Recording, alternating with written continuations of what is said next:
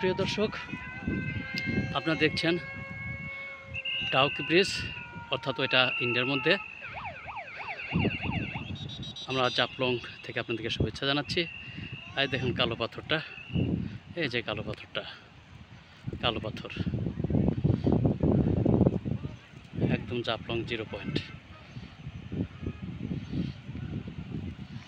আমরা এখনই চলে যাবো ইনশাআল্লাহ ওই পারে আমাদের নিরাপদ স্থানে। দেখুন ডাউকি ব্রিজ কত সুন্দর, আর যে কালো পাথরটা, এই যে। তো ধন্যবাদ আপনাদেরকে জাফলং থেকে। শুধু পাথর আর পাথর। আসসালামু আলাইকুম ওয়া রাহমাতুল্লাহ।